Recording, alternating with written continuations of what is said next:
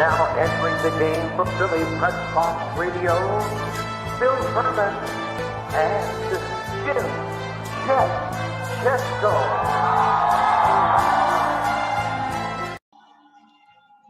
It's Wednesday, July 15th, 2020. Welcome to the Philly Pressbox Radio Roundtable, brought to you by the Irish Roper Station House in Langhorne, PA, and Allstate Insurance in Westchester, PA. I'm Bill Furman. I'll be your host tonight, along with my partner, Jim Chet Chesko. Hey, Chet, we got some technical issues. We're going to get through it. We've had bigger problems in the past, and we've always made it through. We're going to do it again tonight. Yeah, it's 2020, so this is the year where everything goes wrong for everybody. So we thought we'd have a little glitch tonight, too. But we're going to get through it. We got a great guest, lots to talk about. Yes, sir. And, hey, Major League Baseball continues to push forward to start the season. Exhibition games this weekend, season opener next Friday against the Marlins. NBA is in the Orlando bubble, and the Flyers are headed to their Toronto bubble. The NFL and college football seem to be going in the other direction, though. We have our Philly Pressbox Radio Hall of Fame class to discuss. Jason Peters is an Eagle again, and Joey Delco is making his first visit to Philly Pressbox Radio. That is all true, Bill. And, I like the Peters signing. The fact is he's being brought back to play guard in place of the out for the year Brandon Brooks. I think it's going to work out. We'll discuss that a bit more in a few minutes. And as you know, I've had a lot of doubts about whether these return to play plans would actually pan out, but we are getting closer and closer to it becoming reality. So hopefully they'll pull it off. And, Bill, something else that you didn't mention, we have this on tap tonight, too. A little beer talk from me later in the show. So, well, there you go. I'm sure we'll always find time to fit that in for you, Chet, along with probably a music clip here, too, because you never know. I think there's a birthday to talk about for some old lady. That's true, so stay tuned. All right. Well, hey, as we mentioned over the last month, Chet, our new relationship with Edge of Philly Sports. We've had Big Al Safari with us. We've had Freddie the Legend Burns. I don't know if anybody else calls him Legend, but I'll call him the Legend. He's been on. We had them both on a few weeks back. And tonight, the third leg of the group, Joey Sheeran, a.k.a. Joey Delco, will be joining us to talk Philly sports as well. Yeah, we've known Freddie for a long time, of course. He was Fred Hugo most of the time when he was with us, Hugo. Big Al is the big boss over there at the Edge of Philly Sports, but I have a hunch it's Joey Delco that's really the engine that makes stuff happen over there, Well, we're going to find out. So let's welcome Joey Sheeran on his first visit to Philly Pressbox Radio. Joey, welcome. What's going on, fellas? Bill, Chet, it's a pleasure to be on. And Chet, you are 100% right. I am the driving force behind the Edge of Philly Sports. I brought Al on as a friendship type of thing. I got you. Well, Joe, since this is your first time visiting, just in case people aren't familiar with Edge of Philly Sports, sure. First of all, shame on them. Tell us about that operation, your weekly show, and the network that you have now, and how you guys all did get together a few years ago. Yeah, well, me and Al were lifelong friends, grew up on the same street. I mean, our mothers were friends, so, that was just, a match made in heaven, I guess you can say. And then we did another podcast, actually out of Al's basement. We, built a studio down there. Did that for about 5 or 6 years. And then things kind of became stagnant. Other people were going off and doing other things. Me and Al always had a passion for sports, so we said, why not we, get together and, put out a sports thing. And that's really how the magic started happening. And then a little, maybe a year or two after, probably about a year, Fred actually joined our fantasy football league, and he was the biggest trash talker in there. So we hit it off right away. So he actually, the show that my son was being born, I obviously couldn't be there, and Fred's first time on the show was covering for me, and he did a fantastic job. So we continued to ask him back, and then the chemistry was there, so we became a 3-piece team, and then we just wanted to make everything blossom and get everybody else into our vision. And now we have a Flyers podcast. We have obviously you guys joined on, Lax Philadelphia, Birds IQ. We're growing, and it's full steam ahead. Good deal. Well, hey, Joey, as Chet mentioned in the opening, Jason Peters is an Eagle. Yes. If the NFL is going to play or not, we'll get to that. But Jason Peters looks like he's going to be, for now, the guard, the right guard, possibly the left guard. We'll see. Chet is on board, obviously. I'm not so much, but what do you think about that signing? Well, I think going into what the big speculation was between Brian Baldinger's tweet was it was going to be a big roster signing, and I feel like everybody either thought it was going to be a Yannick trade or signing of Jadeveon Clowney. I personally thought it was going to be Jason Peters. Number one, I know Baldy's a big fan of him. Number two, the Eagles are really lucky to kind of have had Jason Peters in their back pocket for this possible signing. I mean, he obviously could have taken bigger money elsewhere if the opportunity was there. God forbid Brandon Brooks goes down for the season. I personally thought that Matt Pryor had the job. It was his job to lose. He was very serviceable last season when Brooks went out. And I think it's a little bit of a mystery with Peters going to right guard over left guard, because you have to figure there's a lot of muscle memory for him playing the left side. And plus, his experience and already taken Dillard under his wing, he would be more fit to help on the left side than really helping Lane Johnson, arguably the best right tackle in the game, on his side, and rightfully so, taking over the Brandon Brooks spot. I thought it was Matt Pryor. Isaac Seumalo could move over. I mean, really, we don't know what's going to happen. Another thing is, Jason Peters, there's not really going to be much of a training camp. You don't know how much time he's going to get to basically learn this whole new position, whole new side of the ball. It's going to be interesting to see what happens. Yeah, I totally agree, but I think it's going to work. I mean, as long as he can stay healthy, which is a question that's been a question the last 5 or 6 years with Jason Peters. Yeah. But I think it's going to work. I know there's some difficulties moving from the left to the right, but I'm optimistic about that. What I'm not so sure about is how they're going to play football with no fans in the stands. And it could change now, but the edict out of Philly just yesterday was that you're not going to have any fans all season. But now today they kind of backed off on that a little bit, saying it's kind of a fluid situation and it could change later on. But what's it going to be like playing football with nobody in the stands? Well, they're already talking about pumping in crowd sounds. So obviously there'll be cheers. You don't know how they're going to work the whole boo situation. I personally think that for sure the beginning of the season, no fans. I think as things start to progress, we can start seeing at least maybe season ticket holders get first chance of buying, and then they social distance them within the stadium. I mean, especially because this isn't like a blanket ruling between the whole sport of football and the world, really, with no fans and large gatherings. Because just because Pennsylvania isn't allowing it, why can't Kansas City Chiefs have theirs if their numbers haven't spiked or just non-existent basically anymore? So and you can't really tell Roger Goodell just to put out a statement saying for all states, no matter what, you're not allowed to have fans in your stands. I mean, it's going to be a case-by-case basis. So I think as the season starts to move on, we can start seeing more fans in the stands. Yeah, I think from Goodell's standpoint, it's not his job. This is his job. But the other thing is you can't have – there is a home field advantage, no doubt. Absolutely. Advantage. So you can't have some teams have that, some teams not. That obviously is a big deal. The whole piping in the noise, we'll talk a little more about that segment, because that's just bizarre to me. But, I guess we mentioned this a little bit last week, Chet. I guess what bothers me a little bit or confuses me is we're talking about full speed ahead, or at least trying to be full speed ahead for 3 other sports and soccer, if you want to call that a sport. And, but football and college football are seeming to be running the other direction. And that's surprising to me because it just doesn't make any sense. One last thing on Jason Peters. If he's 350 pounds or whatever he plays at, he can't play guard at that weight. He better come It's in true. far less than 350 if he's going to be a guard. Yeah, that's a good point. That's a very good point. So, we don't know what's going on. And plus, there's probably not going to be any exhibition games. There may be 2 preseason games, but I think there's going to end up being 0. So, yeah, they're going to kind of go into this cold, but they still haven't agreed on everything, the players and the team owners as far as the specifics.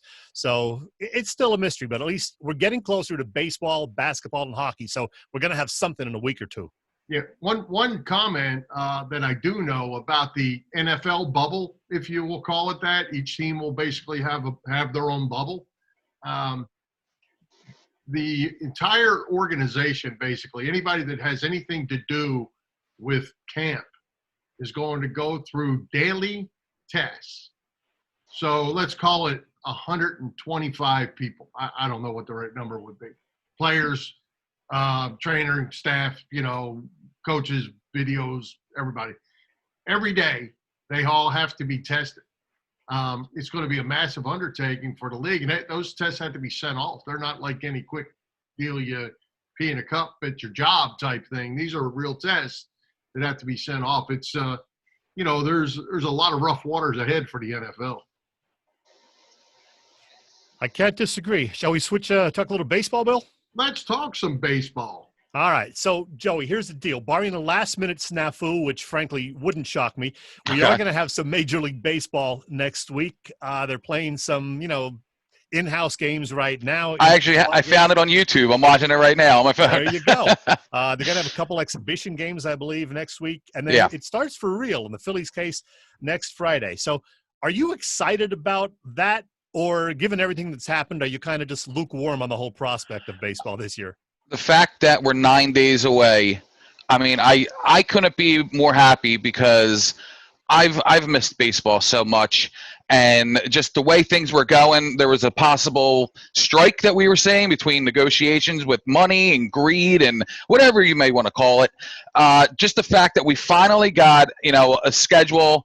We got, in-house games going on right now.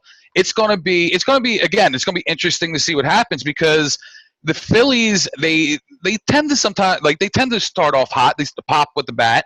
They'll get the runs up. And this is not a marathon anymore. This is a sprint. So there is going to be no lull for anybody to slump in, their batting average or their play on the field. I mean, this is get your butt in gear and get ready for the playoffs possibly because, once the season starts, you're looking at 60 games and then it's playoff time. So it's going to be odd. It's going to be different. And I think that because they want to change so many rules, number one, there's a possibility they keep the ump behind the pitcher. There's the runner on second if it goes into extra innings, the universal DH. If there's any other perfect time to do it, it's this right now, and then even into next season because we don't know we do know when the next season is going to start, but we don't know what type of changes they will have going further. Bill's a big fan of that runner on second thing, I think. Right, Bill? Well, I tell you what, I haven't heard the thing for Major League Baseball to have the umpire behind the mound. Now that I'd rather have the guy on second. But hey, I got to ask you though, from a fan standpoint, this is a big deal. What do you think about no fans? What do you think about cardboard faces in this? The cardboard cutout thing is one of the most bizarre things. Yeah. It really is. It's one of the most bizarre things. I honestly thought it was a joke the first time I read it.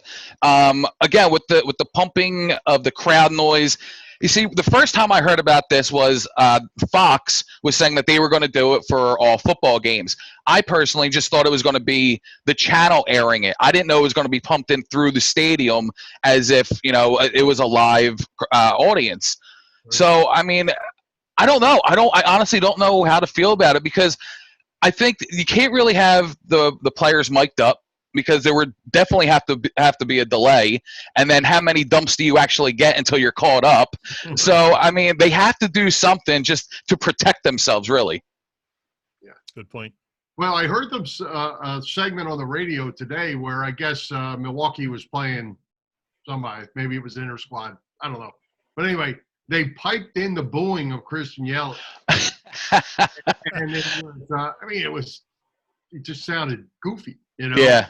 And they were, but they were doing it as a test, I guess, to see how it was going to sound. And, I guess the one thing on a positive note is probably once you watch this a few times and you say, man, that's messed up. But then as the games start being played, it becomes background noise and you're not really caught up in all that. It just is what it is, and you're watching the game. And that's what I'm hoping for because to me, the rest is just kind of a sideshow. Yeah, no, I couldn't agree with you more. Like you said, it will become just more of the norm as games go on. You may even forget that it is crowd pumped in noise. It may just be a part of the game at that point. I did hear that with the Phillies game yesterday, somebody hit a home run and they had like Harry's voice say that ball's out of here. So if they're going to start putting those little things in there, obviously high hopes at the end of the game for a Phillies win. I'm all for that stuff. Well, speaking of Harry, Joey, tell us about that little Harry drawing over your right shoulder. That's a Christmas present from my wife about 2 years ago. Harry is one of my idols.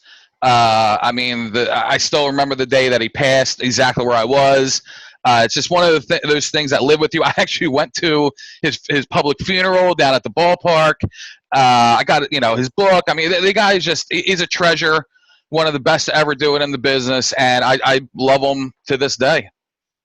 All right, I'm with you. So back to the Phillies for just a minute before we switch over real quick. Yeah. How do you like their chances coming into this short sprint? Well, I was the most optimistic last week when we were going over the schedule and our predictions on our show. I came out bold and I said 42-18. And again, yeah, I know. Thinking back on it, maybe I'm just a little too optimistic. Maybe I should be a little more realistic. But no, I honestly think that they're going to have a really good season. I think the lineup from front to back, they're going to have a lot more pop. They're going to score the runs. You get Didi somewhere in the back end of that lineup. He bats for average. Harper, a lot of people called his season last season a down season. I don't understand how. 114 RBIs, the most he's ever had in a season. Obviously, his 35-plus home runs is up there with average with him. You get McCutchen back, who nobody's talking about. You now have a DH spot where Jay Bruce can come in there and hammer the ball. It's all going to come down to pitching. Aaron Nola, yes, he reported to the ballpark, but he may still opt out. We don't know. Zach Wheeler, his wife's about to have a child, so even if he reports to the team and gets started, she can go into labor, and then he takes his leave and then doesn't come back. So, I mean, the fact if you would have told me 3 months ago that we could be going into Game 1 with Zach Eflin or Jake Arrieta as our number one pitcher, I would be, I wouldn't have, great things to say about this season. But I think Jake's going to have a bounce back year. I think Zach is going to improve on his season last season. And now Nick Pivetta and Vinny, now you're looking at possibly them being your third and fourth starter, Ranger Suarez being your fifth. I mean, if the pitching is there, and of course I'm talking with Aaron and Wheels, then I'm very optimistic. I'm going to stick with 42-18 just because that's originally what I said. And, that's where we're going from there. Joey, Bill and I will make our predictions next week. We always do that right before the season. So Bill and I are going to make our predictions next week. But I'll tell you right now, it will not be 42 wins from either of us. I'm pretty sure of that. Hey, and understandable. One other name I got to throw out there that I'm excited about is, and I'm hoping he's with us in that DH spot, is that Alec Baum. I think he's my guy, and I think he's really going to be something special, especially if he can come up and just swing the bat, not have to play the field yet. Yeah, I'm not really sure what they're going to do with him yet because I don't know if they want to – I don't want to say risk him due to, get injured or whatever, in such a strange season. But I agree with you. He needs to get up here, and he needs to get his reps, whether at first base, third base, or just batting as a DH. But I think a big part of what Alec Boehm does or doesn't do this season has to lay on Rhys Hoskins because he had a second half of the season that was just god-awful last season, and you can't expect him to duplicate that. It would be extremely hard for him to duplicate that. But if by chance he does, and they might put Boehm at first and put Rhys as the DH just to try and get his batting back on track. And then again, you don't know who's going to be in third base. It's either Segura or Kingery, and then you have Boehm waiting in the wing. So this could be the season where you see them experiment with a lot. And I think one of the biggest upgrades on top of the signings is Joe Girardi. They now have the DH, and he was a manager in a league for X amount of years with the DH. He knows how to work this roster, and I think you're going to see much, much improvement other than what we saw the past two seasons with Bozo Kapler. I'm with you. Hey, Chet, how about some basketball? I want to talk about the Sixers and the bubble and people not wanting to play and people breaking out of the bubble. And oh, my goodness, this thing's got a chance to really be messy. Yeah, well, let me tell you, I'm excited about the Sixers. I like this whole thing with what they're doing. I don't know why my picture's not showing up right now, but I got you. We got you. All right. Anyway, I don't know why so many people are critical of the switch to Ben Simmons at the power forward and Shake Milton at the point guard. I think it's going to be kind of fun, and I'm looking forward to it. I mean, yeah, I wish they would have kind of tried that back in January or February. Yeah. But, here we go. I think Brett Brown's got nothing to lose. So if it works, he's a genius. If it doesn't, people say, they weren't going to win anyway. So what do you think, Joey? Well, I'm personally excited to see Shake Milton finally get a starting spot in, the starting roster with Ben and Joel in there. I don't know if it's great timing though, because do you really want to take the ball out of Ben's hands? I saw a clip earlier from one of their practices, and I mean he's banging back 3-pointers again. Yeah. So I mean you don't know, and there's reports of that he was working out with Dwayne Wade. Throughout I don't even know if you can call it an off season. I guess the pandemic season. But I'm excited to see those three go, and I like that Brett came out and said that basically he's reworking these rosters. Basically, he has an Embiid lineup and he has a Horford lineup. So I think there's going to be a lot of change with that. But also to say with Brett Brown, like you want to talk about being on the bubble, he was on the bubble of losing his job, and I think now this was like a safety net for him, because not only did they give him a 3-year extension just a year ago, but now he kind of has an excuse, not really an excuse, but I guess the owners will kind of look at it as an excuse to give him another season and not have the fan base really come down on him too hard for it. Yeah, I think it's a great move, actually. One of the things I like most about Simmons is he's fast and he runs the court. Yeah. You have to be fast to run the court with the ball. So if Milton's pushing it down and Simmons is on the other end, there's nothing wrong with that. And I think it's a good move. And, if Simmons is more willing to take that shot that he needs to take, hey, all the better. I like it. Yeah, and I think one more thing with Shake Milton was his work ethic is there, because basically when he got all those minutes, and he took off, he played lights out. Now, when it came around the All-Star break, Brett Brown said to him, he said, listen, the minutes aren't going to be there for you going forward, but be ready, stay ready. And then when he got his opportunity again, every time he comes in and he balls out. So, I mean, I'm really excited for him. And another thing you have to realize is, last year, they gave him an extension as well, a 4-year extension, and it was on the low. It was about $1 million per season. So, I mean, they're going to have a really good, talented point guard at, a very favorable salary for years to come. So that's great. If they play Miami in the first round and they lose, is Brett Brown gone? I still don't think so. And think of this. Who would have to fire him? It would be Elton Brand, correct? Well, who got Elton Brand his job? Brett Brown. So I almost feel like Elton Brand would possibly fall on the sword for Brett Brown and just, let the chips fall where they lay. You may be right. Or lay where they fall. Yep. All right. Well, let's talk Flyers. We got to get one more segment in here.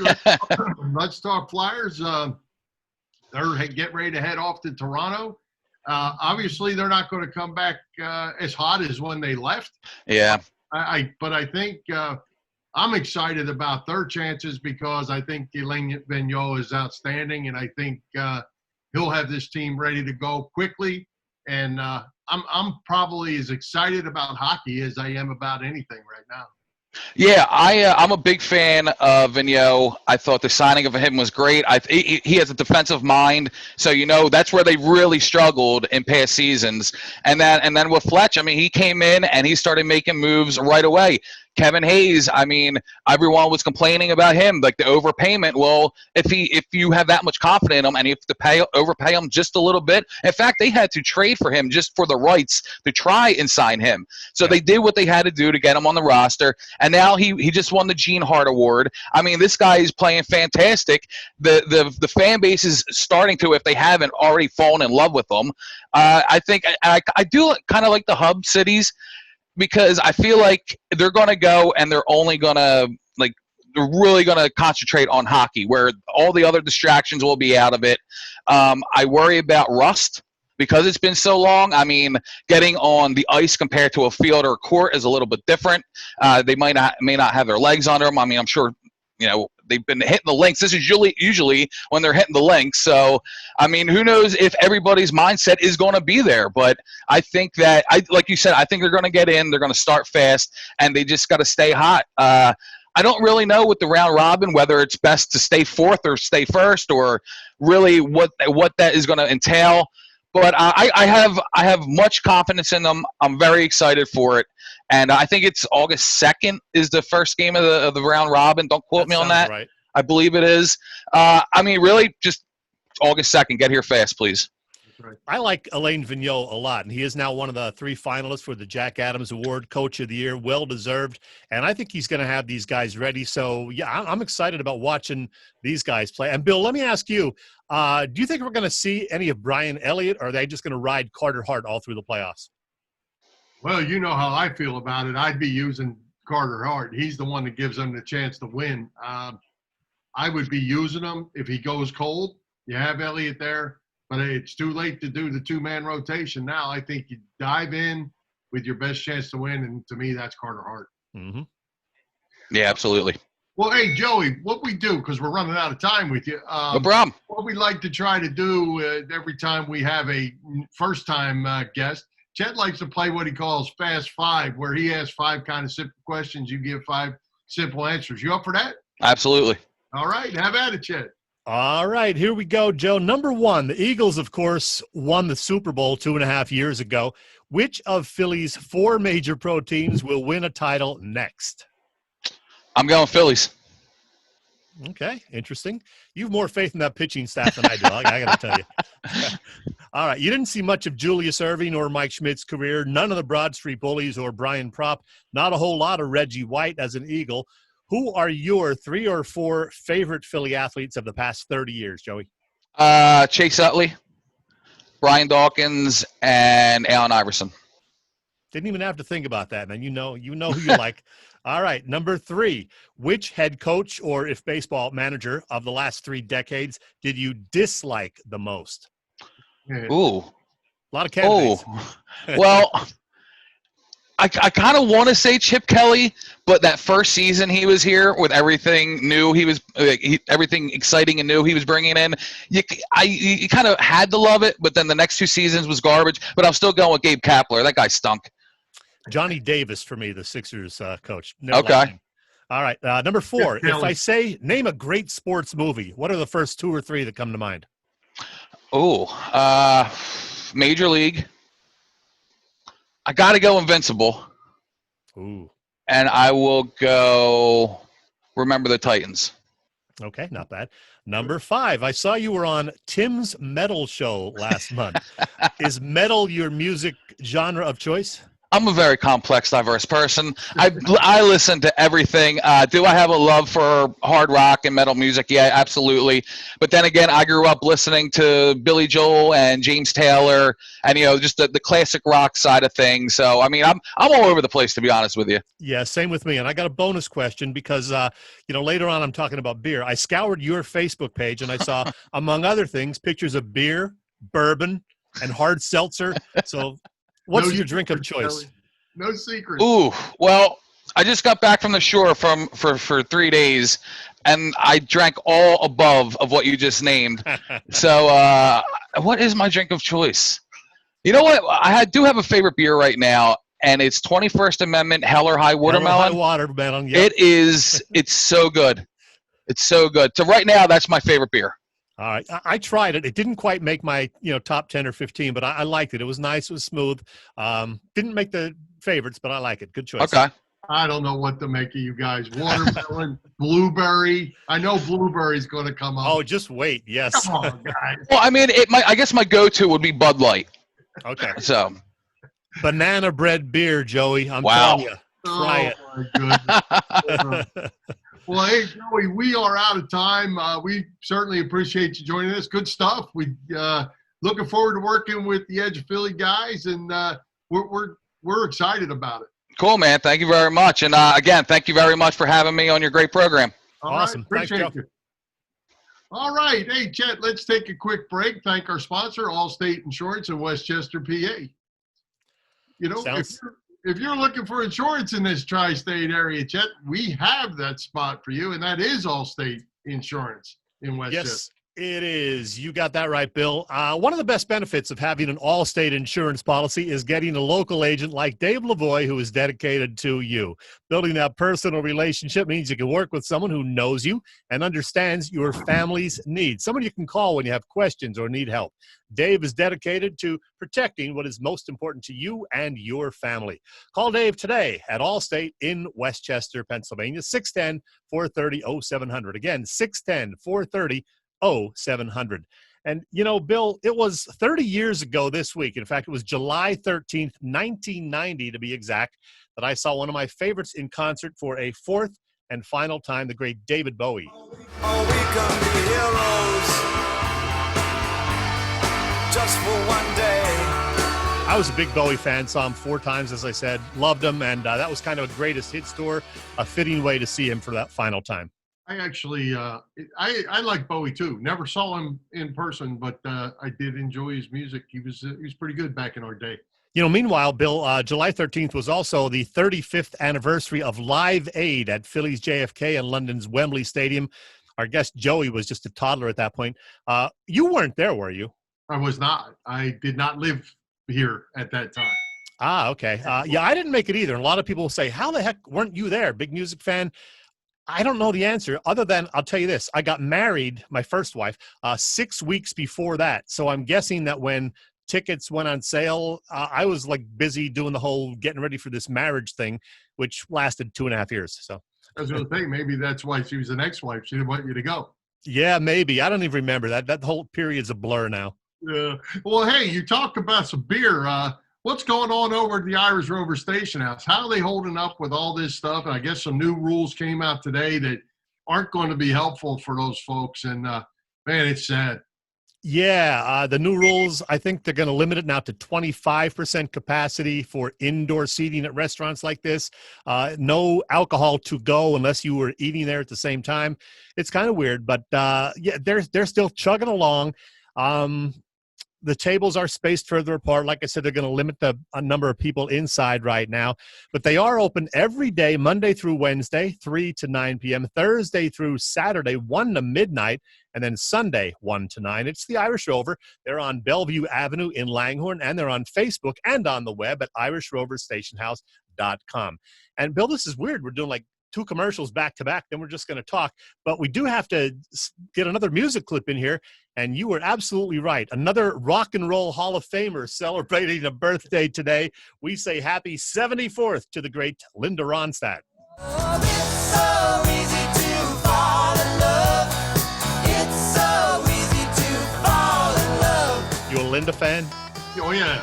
Oh, yeah. But is it her 75th? I thought it was her 75th. I don't know. I wrote down 74th. I occasionally make a mistake, but I thought it was 74th. Well, I thought it was 75th, but that's okay. She was good in the day. I guess she has throat issues, right? She can't. Yeah, she's got some kind of issue, so she hasn't sung in at least 10 years. And I hope she's doing well otherwise.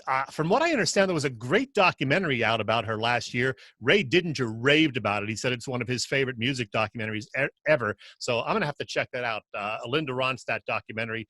Look for it, and we'll watch it. All right.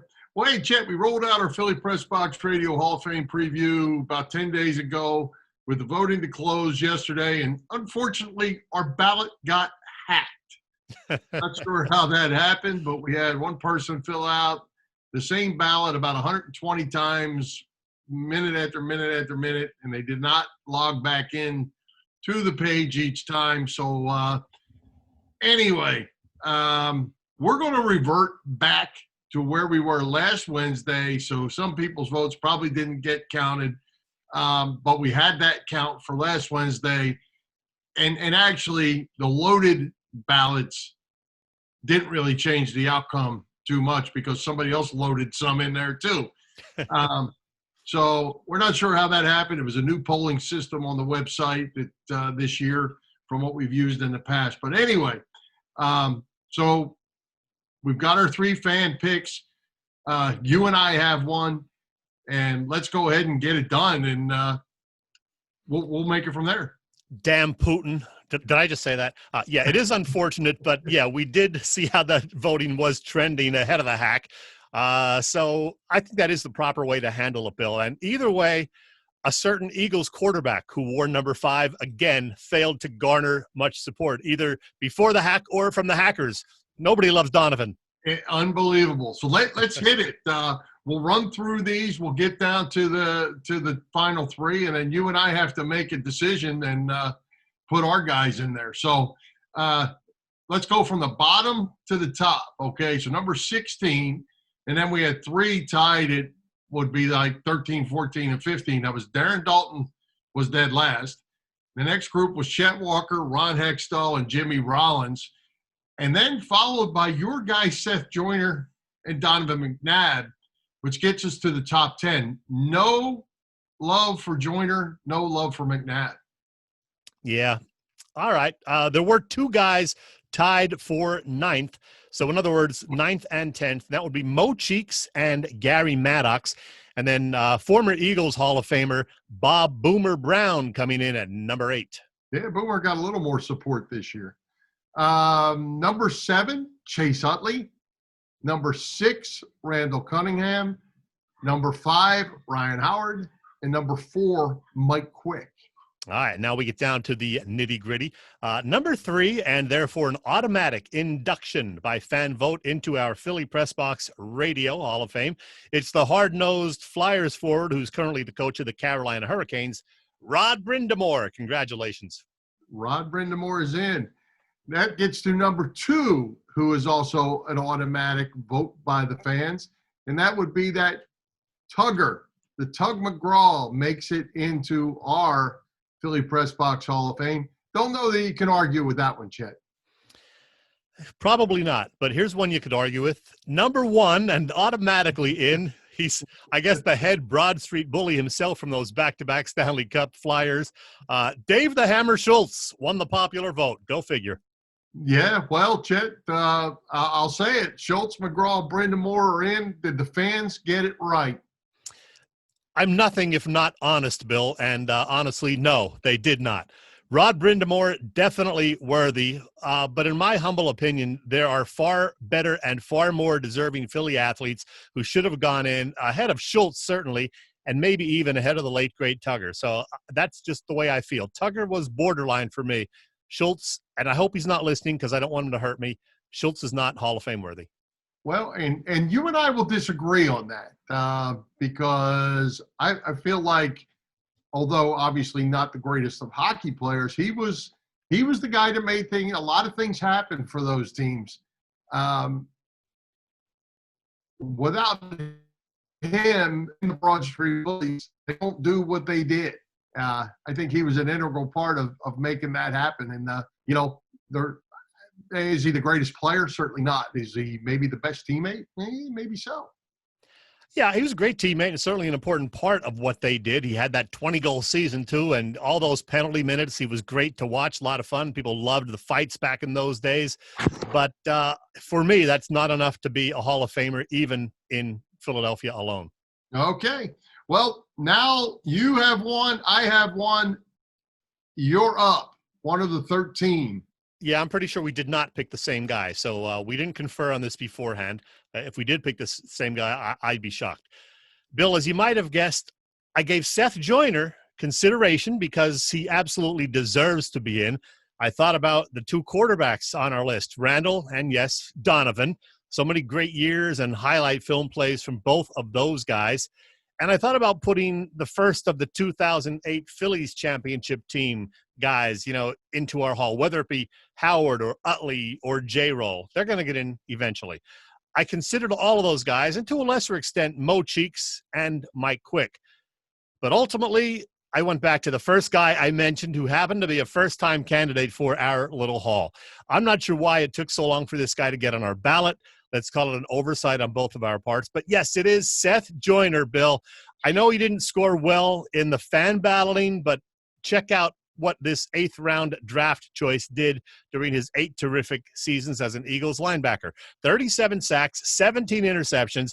He played with 3 other teams later on, finally won a Super Bowl with the Broncos, ended up as the only player in league history with at least 50 sacks and 20 interceptions to go with 26 forced fumbles. I don't know why you don't give him the support that he deserves, Bill. His numbers are better. I said this before. Better than Hall of Famers Derek Brooks and Junior Seau. Look it up if you don't believe me. He went into the Eagles Hall of Fame in 2018, and now he's going into our hall. It is Seth Joyner, Bill.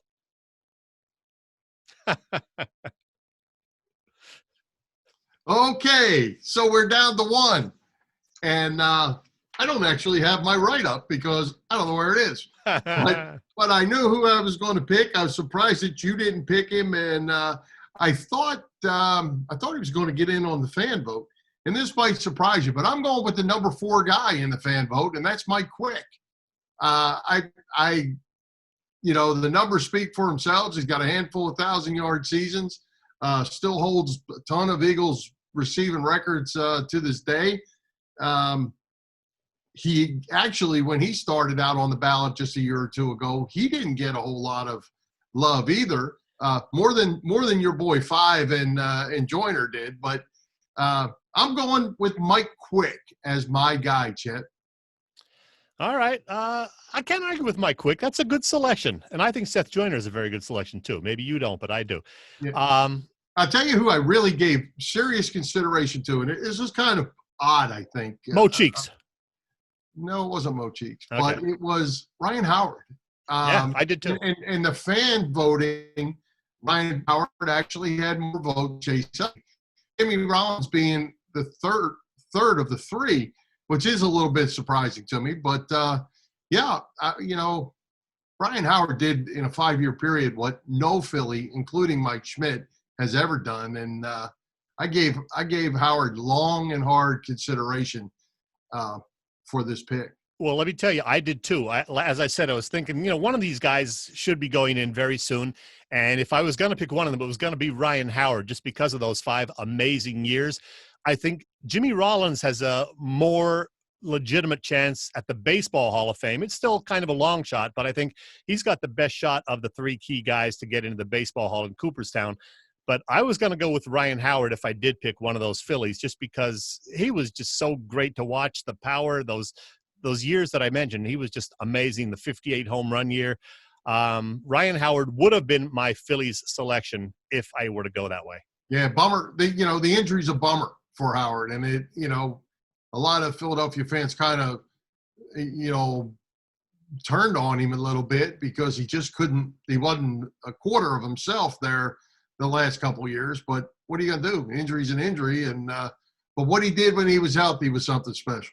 Yeah, that's true. And, we'll talk more about that later. So do you want to wrap up the segment with who we put in? We have our final class, 2020, Dave Schultz, Tug McGraw, Rod Brindamore, Seth Joyner, and Mike Quick are our 5 for 2020. Not bad. And listen, we're going to have to talk about all this for next year.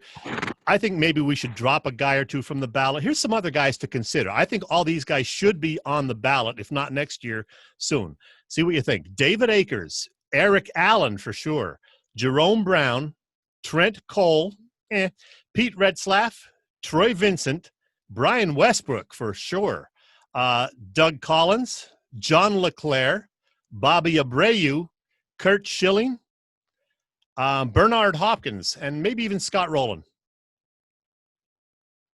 Okay. You look underwhelmed. Yeah, I mean, they're okay. I'm not sure who you take off the list. You're going to put Bobby Abreu on, take Darren Dalton off? I mean, yeah, I would take Darren Dalton off for sure. Dalton doesn't belong. You put John LeClaire on and take Ron Hextall off.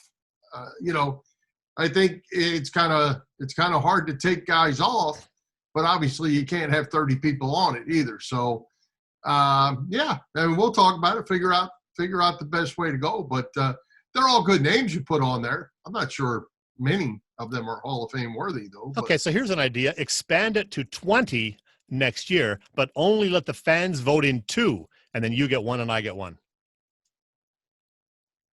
We could try that, too. Just because, we got the cream of the crop already, and now I think it's getting bloated if we put 5 in every year, All right. I'm with you. Okay. All right. Hey, let's jump over. Let's talk about our friends at the PPCC 118 Raz Room. They post great sports memorabilia on their Facebook page so people can take a chance of winning something they may not be able to afford or have access to. All items come with certificates of authenticity. They continue to run out great autographed memorabilia from all the Philly teams and more. They changed some things up with their very popular mystery boxes and razzes with just 11 lines available, so your chances of winning are 1 in 11. Great odds. Check out the Facebook page. Like it or follow it. It's PPCC 118 Raz Room. That's right, PPCC 118 Raz Room on Facebook. And Chet, hey, great guest tonight in Edge of Philly Sports, Joey Sheeran, a.k.a. Joey Delco. Who do we have coming to Philly Pressbox Radio next week? Well, you're going to like this one, Bill. With the Phillies set to play their first game that matters a week from Friday, we're going to have a return visit from one of the few folks who will be allowed into the stadium for the games, because he's going to be behind the mic introducing each batter to an empty stadium. He's also the guy who's been introducing us the past 15 months. It is the great Dan Baker. Really excited to have Dan back with us again on the eve of the start of baseball season 2020. Wow, that's going to be great, because that was one of the questions I was going to mention with Joey. And, what about the PA announcer announcing into an empty stadium? It'll be really interesting to see what Dan has to say about that. Yeah, I can't wait to talk to Dan. So if all goes well, he'll be joining us live. He has to check the schedule beginning of the week, but he's confident he will be able to join us live next Wednesday. So let's hope so. All right. Well, hey, a couple things that we didn't get to with Joey, I wanted to throw back out with you, Chet. Pittsburgh Penguins, for one, sent 9 people home with coronavirus. That's a big deal as hockey's getting ready to start. What's your thoughts on that? And I know you're still skeptical of any of this is even really going to happen. I actually wasn't aware of that happening, and that is a concern, certainly. Like I said before, I'm going to be surprised if all 3 of the teams that are starting up soon, all 3 of the leagues that are starting up soon, are able to complete their seasons. I think something's going to go wrong for at least one of them. I hope that I'm wrong. But, that's a concern when you got guys, coming down with that and the possibility of it spreading further. So definitely something to watch. So far, so good from what we hear from the Flyers situation. It's going to be something that we're going to keep an eye on, not only the next couple of weeks, but the next couple of months and the way it's sounding into 2021, unfortunately. Yeah. Well, what do you think? Let's jump over and talk about the NBA for just a second, because the reality is now here. And, the slogans on the back of the jerseys, I don't know, a lot of people don't seem to want to talk about it, but it's here and it's going, they are going to do it, and the league is encouraging the players to do it. It's their right, I guess. A lot of fans don't like that. Bad move, bad PR for the NBA. Is it going to turn people away? This may surprise you, but I'm not a fan of it. It surprised me. I am often, kind of a liberal thinking guy, but I just don't see the need for it. The players can make their statements in other ways. I'm generally okay with, protests of certain types, but I don't see why you need to do this. Just make your statement. You can tweet things, maybe do some kind of organized protest before a game or whatever. But I don't think you need them on the jerseys like that. Doesn't make sense to me. I don't see the need. No, I don't either. And I really believe it's an awful PR move for the NBA. Maybe I'm miscalculating, but it's not what fans want to see. Maybe I'm being a little too old school on that, but I just don't see it. I'm actually with you on this one, though. But, we were talking about the Sixers. Let me just say again, I'm pretty excited about this Sixers thing with Ben Simmons moving to the 4 and still being able to hopefully take a few shots from at least, 12 feet out. I know we get teased by the videos, but I just have a feeling this time something is going to be different, and he's going to take to this new position and take a few, step back 12 and 15 footers. And I would love to see it. It would make him so much better, so much more dangerous, and the Sixers better. So come on, Ben, don't disappoint me. Yeah. Oh, I'm excited about it too. I think they got a chance to be pretty good. And I like this situation. I'm not going to look back and say, why didn't Brett Brown do this sooner? Forget that. That's before. This is now. Let's move on and go from there. Hey, listen, you talk for 30 seconds. I got to go grab something out here for my prop. So Oh, you forgot your props. I didn't forgot a prop. I'll be right back. You never know. He's probably going out there to get his load of beers that he's going to bring in to talk about here shortly. But interesting times ahead in sports for everyone. And, from a fan standpoint, change is different. I'm going to hit Chet up when he gets back about Jeffrey Lurie coming back and saying, here he comes. So I'll just hold on to this.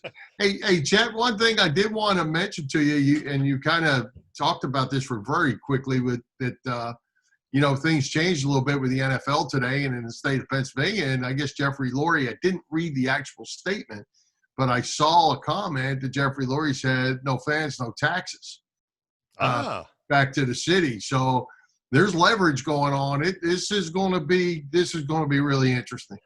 Yeah, boy, there's a lot of things to work out, not only with the league, but locally in Philadelphia with all the officials. And a lot of people are not happy about this no fan thing, especially if not only it happens with the Eagles games, but going into the Sixers and Flyers season then in, November and December or whenever they're going to start after the 2020 season ends. So, it's going to be very interesting to see how this plays out. All right. Well, hey, we got to jump over because I think you have to talk about beer. I'm still out of breath from running 10 feet because I'm old. Yeah, beer. But it's my parting shot, actually. So part of my parting shot. Well, go ahead and hit it. We'll bounce back. All right. I wrote a piece about this topic, one of my favorite topics on our website. And yes, it is beer. And as I noted, it was one of the few New Year's resolutions I've ever managed to keep. Drink more craft beer. Hey, why not? In a nutshell, I sampled about 30 different new-to-me craft brews, some of which had better cans and better names, like this one, Arrogant Bastard Ale. Great name, great can, but it actually said right on the back of the can, this is an aggressive beer. You probably won't like it. They were right, those arrogant bastards. Anyway, a few things to know about my beer likes and dislikes as I knock stuff on the floor. I'm not an IPA guy. They're generally too hoppy and bitter for my taste, and most Pilsners don't impress me. What I typically do like are lagers, Belgian-style wheat beers, and Hefeweizens, which are very similar. Smooth beers that leave no or minimal aftertaste. Also, although I am a manly man, go ahead and chuckle. I do enjoy some fruity beers, like those brewed with bananas, blueberries, oranges, etc. And yes, nutty beers. Having said all of that, these are my favorite 5 in no particular order. All right. We got, banana bread beer. It's a beer made with bananas, and trust me, it tastes amazing. And while it's from the UK, it's made by Eagle Brewery. Lane Johnson would approve. Next, we have Belhaven Scottish Ale. Yes, it is, of course, from Scotland, and it's a very smooth, nutty ale, absolutely delicious. I highly recommend it, Belhaven Scottish Ale. The remaining 3 are all locally brewed. We have Summer Crush Citrus Wheat. This is a beer from Yards Brewing in Philadelphia. Nice little can, looks very summery. Some citrus beers, come off a little too sour tasting, but not this one. And then we have 2 more. One of which I dropped on the floor. We have Barnegat Lager. It's one of my new favorite lagers ever. And the other one, also from Ship Bottom Brewery in Beach Haven, is, I love this can, Blueberry Bikini Bottom Wheat Ale. It's the perfect amount of a fruity flavor and whatever else. It's very refreshing. And as I said, a pretty neat can as well. So there you have it, Bill. Some of my favorite craft brews here in this otherwise forgettable year of 2020. And I say to you, cheers. Did you save that blueberry thing for me to put that at number 1 just because you got Seth Joyner, you got blueberry beer? What is this? Yeah, it wasn't number 1. It was just the top 5. I didn't have a number 1 through 5. They were just in random order. So I didn't want to pick a total favorite, but it is in my top 5, definitely. Maybe even Seth would like it. You never know. Well, maybe. Summer Crush. I will say this for you, Chet, though. You've had a lot of fun with that over the last few months, testing and showing what you were going to do each week and having a good time with that. hey, there's no sports. You got to do something, right? Exactly. So yeah, 30 different beers I've tried since January 1st. I'm not kidding.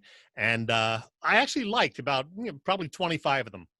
But There you no, go. not arrogant bastard ale, despite the great can.